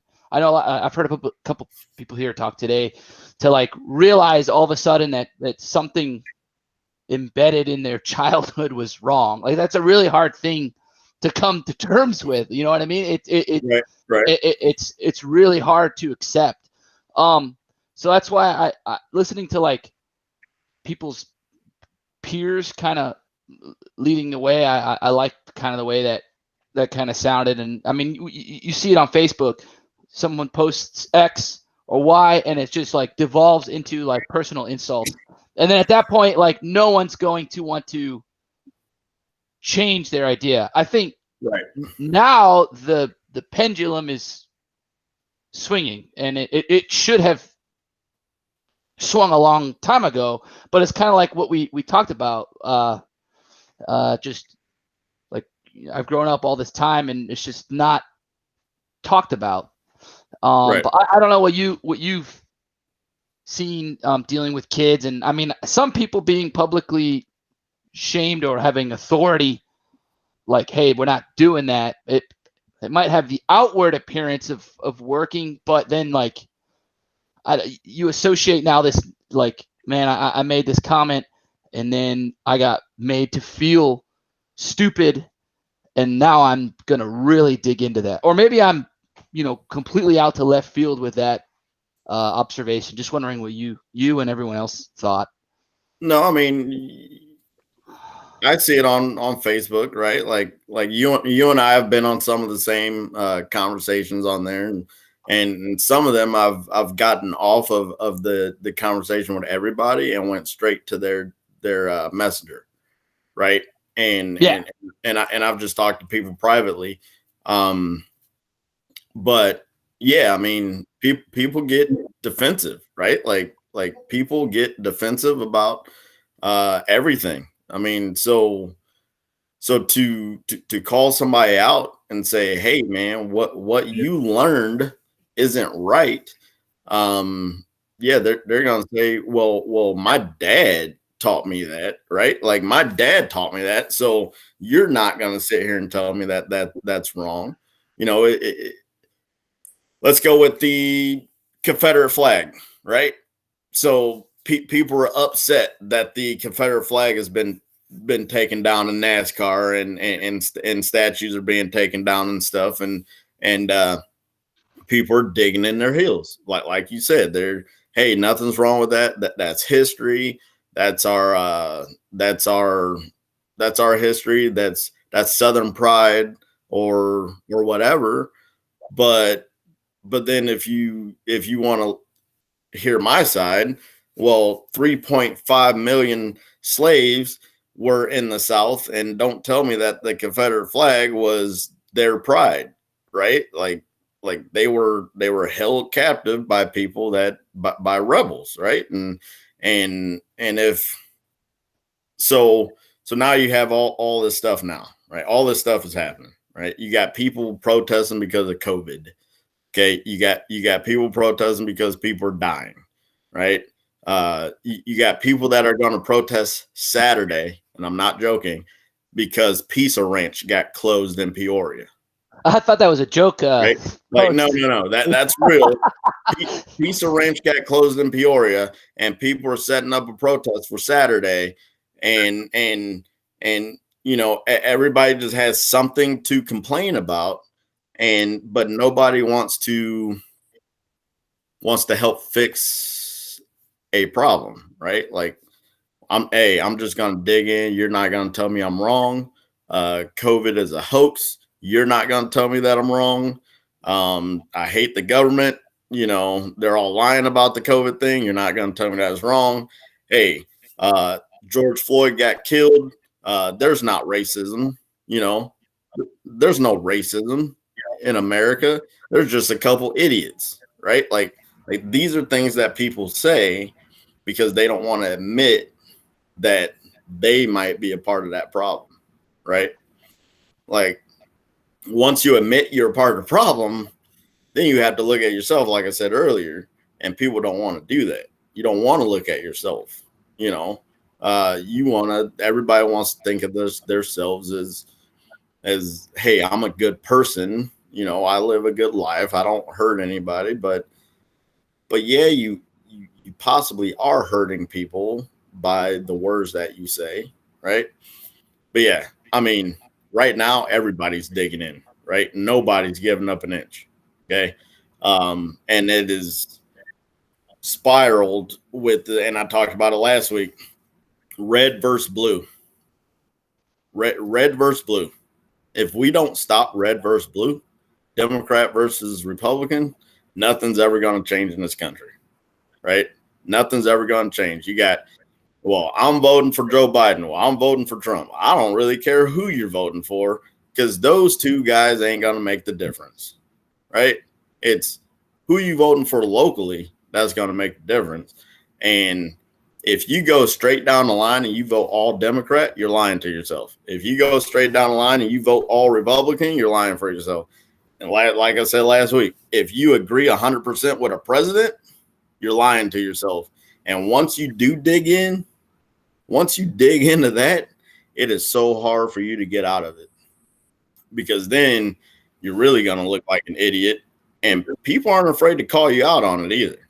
So that's the other thing. If you admit that you're wrong. Do you feel marginalized? Do you feel marginalized with not just red and blue? I watch lots of news, and I'm curious, as I hate it. It drives me nuts when people talk about who's going to grab the black vote. Like there's just one vote. Yes. And yes. do you Right. see what I mean? Like who's going to grab women votes? like it's hey, you're a black guy, you should be voting Democrat, right? Or hey, you're a black guy, you should be voting Republican because look at all the good things Trump has done for African Americans and blah blah blah. And it's like, listen, I'm a United States citizen first. You're not going to tell me who to vote for. My beliefs are going to tell me what to vote for, right? Who I feel is the best person for the job is who I'm going to vote for. But yeah, I mean, it's every year, every 4 years, right? Hey, so-and-so has the African-American vote. So what? So what? You ain't done nothing for us. So does it really matter? You know, Democrats typically have the African-American vote. They just do. We typically have, we typically vote Democrat. Yeah, it's same thing with the women, right? Who are the women going to vote for? Who should it matter? And I think this is where part of the problem is, because older white men, when they start talking about the women vote and the black vote and the Latino vote, but they're not talking about the white male vote, they feel like they are now at the bottom and they don't want to feel that way, right? Like, once we start talking about everybody else and we don't talk about that white male vote, you know, it's kind of like, well, you guys are just not even thinking about us anymore. I think that's a part of the issue also. If they would stop talking about black vote, woman vote, Latino vote, and just say vote, right? Like, this section of America is voting blue and this section of America is voting red. That's all that should matter. Yes, within that, yes, the black community will vote one way, the Latino community will vote one way, but that's all media, and it's always been media, right? Like, they've always done that. Put out these polls, and I haven't done a poll, so I don't know where they're getting their numbers from. But you know, they're like, oh, well, 47% of African Americans are voting. Well, I didn't vote. Is it 47% from out of the 100 that you polled today that clicked on your website? So yeah, I wish they would stop doing that. Will they stop? No. But yeah, it's like a race to get, hey, how many black people can I get to vote for me, right? I think we all know where that vote's going to lean this year anyway. Don't even need to talk about it. Media doesn't even need to bring it up. But yeah, the women vote, the Latino vote. I mean, it's all, hey, now it's the they add the gay vote in there too, right? Like, how many people are voting for it? It's like, does that matter?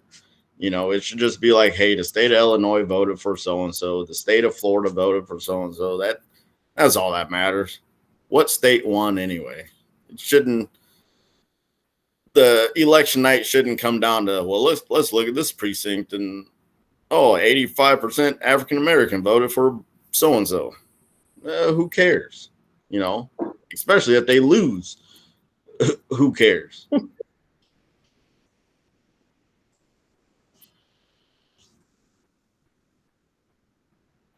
Any other questions?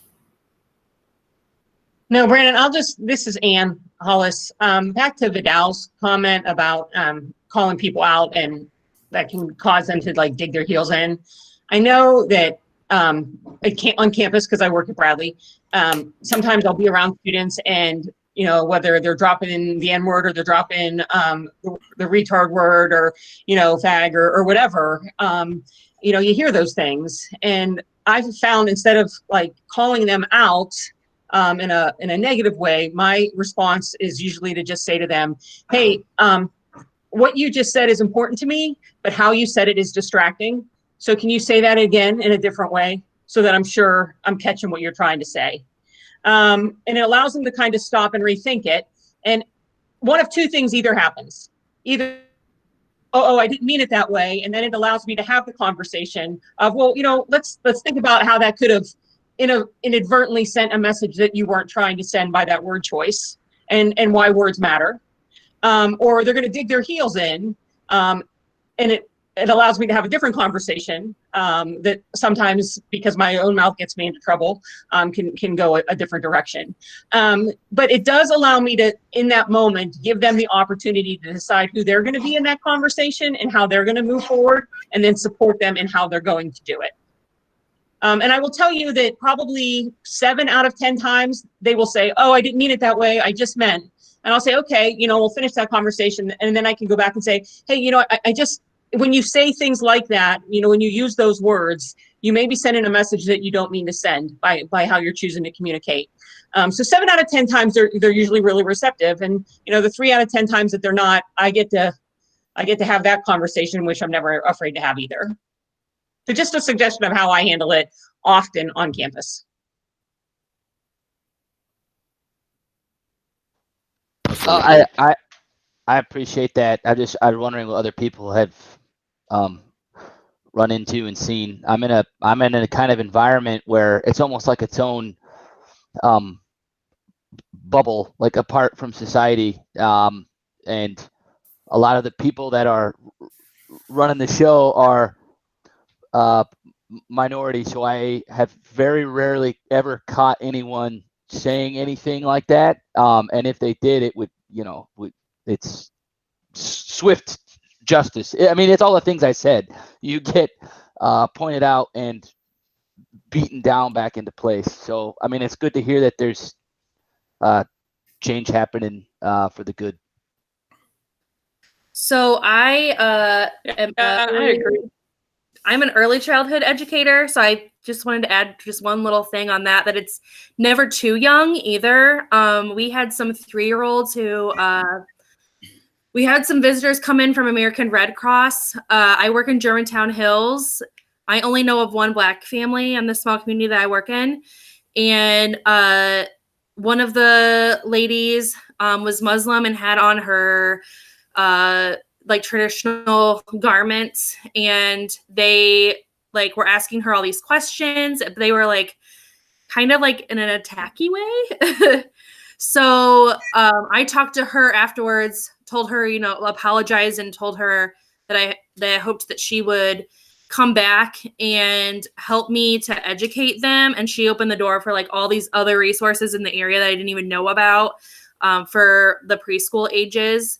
So I think it's just really important to be able to find those appropriate resources to start early.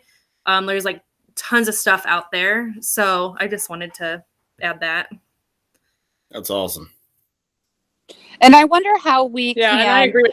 I don't know that it's the school district per se, but how we can, as a community, promote those proactive things. Because I have found, I work, if anybody doesn't know, I work for the government. So everything is stay in the middle of the ground, don't go one way or the other, go under the radar. And so a lot of times hard questions and hard situations get brushed under the rug because you don't want to rock the boat, right? But in saying that, you miss those opportunities for early education, regular education, to have open communication. So Brandon, I mean, in your opinion, how can we bring forth, besides calls like this, a community, whether that's educational or extracurricular, or, those resources, make them available, make sure that it's not just accepted, but promoted. Brandon, I have something just real quick to add. This is Cheryl Harlow.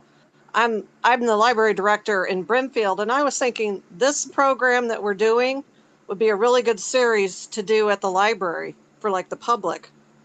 Just a thought, a way we could. So just keep that in mind. Okay. Yeah. Just send me an email. I will. Thank you. Sorry. Back to you. No problem.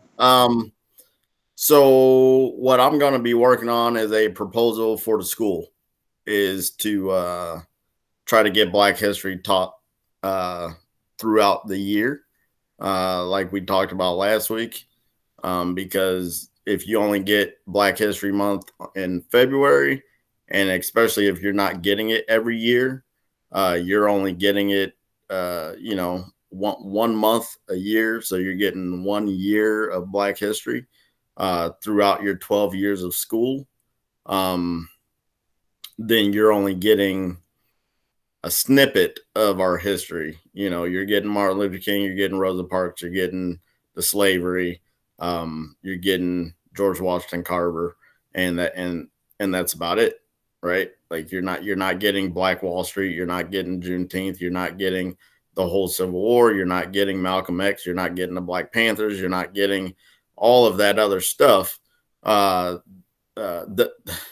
music, right? Like, has anybody been taught about Black music in Black history? Has anybody been taught how Little Richard started rock and roll? I mean, everybody knows Elvis, right? But does anybody know about these other groups, these other musicians? I mean, that's a thing that I'll be working on. I got to get it worded right so I don't look stupid when I propose it, or when I send an email. So yeah, that's something I feel like in a small town of Elmwood that we need, because let's face it, it's me and a couple others, and that's it, right? So if we can start teaching it more every year, and like Mr. Davis said earlier, right? Like, it's a big part of our history, and you can't leave it out. You know, if you do leave it out, then you're skipping a whole lot of American history. Hey, And for Brandon. community, oh, sorry, go ahead. This is Katie, and I obviously teach in small rural communities. So my population is white students with one Black family. But that is something that, as this is all coming up, what I'm looking at is my own curriculum that I teach and how I can incorporate a more culturally responsive curriculum. And in that process, I found a resource that basically allows me to go back and check to see if I'm incorporating the things that I should be incorporating in my lessons with my students. Like, am I incorporating the literature? Am I incorporating literature written by people that aren't white males? So that is, I mean, it was pretty eye-opening and made me really question some of the book studies that we do. It made me really question to make sure that I am giving my students what they need to understand the world that they are living in and the issues that we have.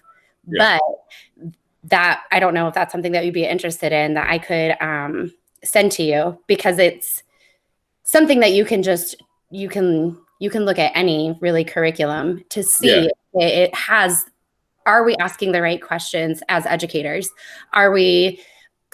Is the dialogue open for our students? Are we comfortable talking about this? So it was very eye-opening for me. So yeah, I just want to add that. Yeah, if you send that to me, I mean, just, I'm learning also, as you guys are learning. I mean, I don't know everything, right? I don't know everything about our history. I'm not going to sit here and act like I know all of it. But when I do bring up a topic, trust me, I am digging and I'm getting in there, and I want to sound as intelligent as I can before I come to you guys and speak. But yeah, if you want to send that to me, that'd be awesome. I'd love to look at it. Yeah, absolutely. I think that that's probably a step in education that we can do is make sure that we are culturally responsive, that we are doing our part as educators with such a huge role in these students' lives early on. So definitely we'll send that over. And Brandon, all that I was going to say was, one, awesome. Let me know if I could ever help. You know, I love talking to the school board. Right. Two, I just thought I'd mention too, with the things. So from an economic standpoint, you know, what you're doing is really good for the community, not just for us that are in it, but for the future community. We're losing children in the school. It's going down, and we're going to come to a fork in the road where, if we want more people to come, you know, this is a great time for us to be Elmwood, embracing diversity, sprawling with culture, you know, this is the time where we could choose to lead something, right? right. as a community, as opposed to just, fly under the radar and check the boxes. So when you put it in economic terms like that, we could stand out from the other mostly white little rural towns in central Illinois and really welcome and accept everyone. And it can't happen overnight, but I mean, this is a good start. I just can't thank you enough for doing it. Thank you. Any other questions before we close tonight? I mean, this has been pretty awesome. I mean, I didn't expect to go this long. He's Yeah. shy, but he has something too. I told him to Okay. step in. Go ahead, man. For us, our Black history, all we get taught for the past 5 years is just Martin Luther King and slavery, just the same exact things over and over. Nothing really new. I feel like we're just learning like nothing really about Black history at all. So that goes back to last week, as into with the teaching, with the watering it down. It's like we were invited here into this country, and then it's you do what we tell you to do because you're our guest, right? Like, you're our guest here. And if we tell you to take off your shoes at the door, then you take off your shoes at the door and you don't track mud through my house, and that's kind of what we're getting in our school systems all over the place, not just Elmwood, but all over the United States. Black history has become Martin Luther King. He marched, he was a preacher, and he died. Right? And he had this one good speech, and we're gonna play this speech, or we're gonna read it, and then that's it. And then, oh yeah, by the way, Rosa Parks sat in a seat, and then boom, all of a sudden everybody could sit wherever they wanted. But what they don't talk about is the boycott of the bus system and how much money they lost for that bus system. And then they finally had to give in because the bus system was about to fold, because all the Black people decided, hey, we don't need a bus. We'll just walk to work. We will boycott and we will walk to work, which is a thing that's kind of happening now. I'm on a group on Facebook. I mean, it's boycott. They are boycotting things, and people are going to start losing money. They're going to lose a lot of money. One place, I'll call them out, is Starbucks, right? Like, Starbucks comes out and says, you can't wear Black Lives Matter stuff. And they backtracked the next day because everybody was calling for, you know what? You're not going to let us wear Black Lives Matter stuff? Okay, we'll just stop buying your coffee. They didn't want that. They were already having problems with COVID. Do you really need people to start boycotting your franchise? People are still boycotting it. Some people are doing something else. They're ordering. They are still giving them money, but they're ordering with their name as Black Lives Matter. So then the people have to yell out Black Lives Matter, and then they go up and get their cup of coffee or whatever they're drinking. So there are different ways to do that, but one of the biggest boycotts that I thought could have happened was the NFL. When Colin Kaepernick took a knee, if every Black person in the country decided we will never watch another NFL game or go to an NFL game, that would have changed the NFL a lot quicker than what it did. Because they wouldn't have had 1 cent from jersey sales, ticket sales, or anything on TV from Blacks. That's a lot of money. It's a whole lot of money. So, things need to change. School systems need to start adding, and that's everywhere, not just here. But since I'm local here, I feel like I can make a difference here first and then branch out from there. Katie, if you guys ever want a speaker, I've already asked Mrs. Roberts if she would have me. I'm more than willing to come in and talk. If you guys, depending on what happens with this pandemic that we're going through, I'm more than willing to come in and speak also. That way they can actually see a person and not just hear about it, right? they can put a face with a story, and that might help.